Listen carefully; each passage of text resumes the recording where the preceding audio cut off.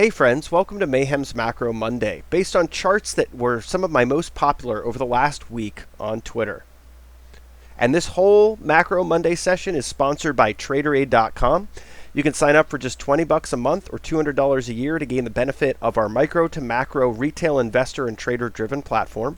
We help with regular analysis, articles, trade ideas, videos. We have an exclusive community forum and much more. And we also, separate from our subscription offering, have classes and one-on-one and group coaching sessions available. So check us out at TraderAid.com. But without further ado, we're going to go into our first chart. S&P skew has dramatically flattened out over the past year.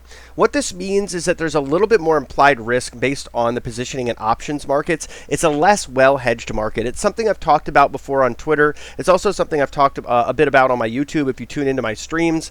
And it's something I've talked about to members of TraderAid. And basically what this means is based on options positioning, the market isn't as well hedged, which means if there is a precipitous decline, because market participants aren't quite as well hedged, at least based on this point of view, and we're going to talk about some other charts that might shift that narrative just a little bit, but based on this point of view, it means there's more left tail risk of a sort of precipitous decline. And if that decline manifests itself, it just means that selling could get a little bit more exaggerated instead of it being buffered by, this sort of larger level of positioning in options that we typically see. It could actually increase the velocity of selling. So it's something to keep your ear out on. It doesn't necessarily mean that we're in for imminent disaster, but it does mean if we have a high pressure sell-off based on this point of view, you might see more exiting from the market. Now, I have another theory though about what's happening here. I think part of what's happening here is also that because volatility is so expensive in near dated puts, that people are going into shorts directly in the futures.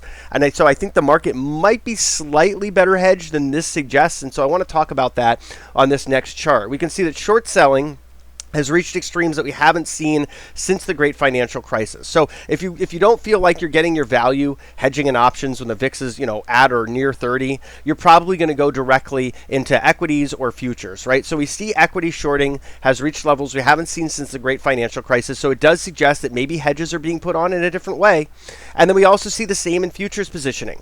So, if anything, maybe this is a market where there's some degree of hedging, but it's taking place in different areas because of the cost of volatility, because of how kind of high the premium is on the nearer dated months. Now, for me, that means I'm going to put on spreads. I look at calendar spreads and diagonal spreads in that situation, but not everyone is going to hedge the same way. Sometimes they have limitations or different kind of prerogatives. So this suggests to me that at least on the other side of it, there's some degree of buffering for the amount of hedging that we've seen in futures and in single stocks.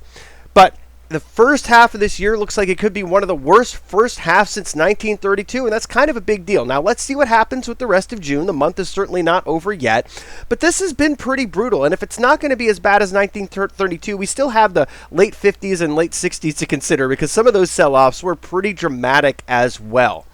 And looking at bear markets, we've seen a lot of them over the years. The COVID bear market was one of the shortest, and I think that was because of how aggressively central banks stepped in. So now we're at a point where that same, kind of situation is being remembered. People are saying, oh, this bear market can't be that bad. The Fed's going to have our backs. But if you look at previous bear markets, they typically last longer. They're usually deeper. They usually go close to 40% in depth and about a year in length. So what we see from this chart is that we should be more patient. We should be more opportunistic. We should be more cautious, because there's no evidence to suggest that this bear market is over from a fundamental perspective, as earnings are likely to get weaker, from a technical perspective, as we've seen a series of lower highs and lower lows, and from a macro perspective, where the Fed has gone from selling puts to selling calls and is literally taking liquidity out of the market. And then when we look at typical recession sell-offs, the EPS drop is something to keep an eye on, because we haven't really seen that level of drop here. So, right now, analysts on the sell side, as well as companies with their own earnings projections, have probably been a little bit more optimistic than what is reasonable given the amount of business slowdown. So this is just another factor to consider when we talk about PE is going to this level. It may be a little different than we think if the E isn't what it was. Bear markets tend to be a little deeper than what we just talked about. So here's another way of visualizing some of those bear markets. And I'm not saying it's going to be like the great financial crisis or the dot-com bust, but it could still be a little bit deeper than what some suspect. So it's just something to keep in the back of your head. I know some folks are dollar cost averaging in. That's fine if that's your investment style. Personally, I'm waiting for a Fed pivot before I get more aggressive.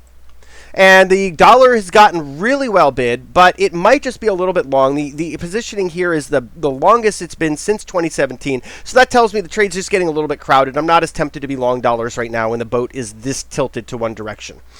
Less education for your buck. You go to college, but you just don't get the same. You can see that CPI over the course of this chart from 1980 rose 228%, which is insane.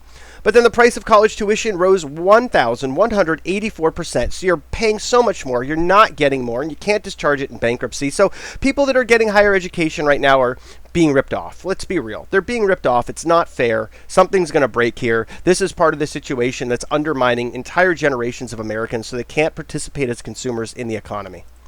And when we look at the duration of trades, 10 seconds and less. In fact, much less on average, many of them happening in under 2 seconds. And this is for all large stock trades in the first quarter of 2022. So this is just insane. 81% of all stock trades are less than 10 seconds. Mortgage rates are skyrocketing. You can see this chart going all the way back to 1879. The velocity of this move really takes us back to the 60s and 70s and 80s. There hasn't been anything quite like this since. The chart's been a series of lower highs and lower lows, but it looks like that debt supercycle, at least as is expressed in the cost of having a mortgage, may be starting to end. People now have to pay a lot more, and yet house prices haven't yet come down enough to equalize that higher rate. So it's something to think about. It certainly means there's a lot more pressure to come in the housing market, in my view. And then money, not COVID, because, the price of mortgages is going up, utility bills, groceries, gas, everything. College, money, not COVID is the biggest reason that people are not traveling this summer, whether in the United States or Europe. Many people couldn't afford it. Others are trying to save money. Others are thinking of going another time of year. And finally, money is a big issue for a lot of folks. They're cutting back on dining, driving, vacations, monthly subscriptions, switching to generic products, delaying the buying of a car or a home, and even skipping paying some bills or borrowing money to pay bills. So this is all very bearish news for the consumer who's in seriously bad shape. I think it portends to how bad this recession is going to be because it hasn't even started. The Fed's barely started tightening. Inflation remains a problem, and yet this is all going on, and over 8 million Americans are late on their rent. Many are late on their mortgages and their utilities. So just a very challenging situation with the consumer, 67% of the economy, with housing 15 to 18% of GDP. This all matters. Cars as well. We talked about they're not going to be buying cars as much. That's 4% of the economy. So there's a lot of things stacking in favor of a recessionary outcome that could be kind of deep and pretty bad. And the Fed's not going to come to the rescue anytime soon. So I know it's somewhat of a depressing note to leave it off on, but I want to be objective with everyone. It's not going to be all sunshine, puppies, rainbows, unicorns, all that sort of stuff. Sometimes things have to get real. Anyway, this is Mayhem signing off. Hope you enjoyed the video. Again, check us out on TraderAid.com. If you like the YouTube, like and subscribe.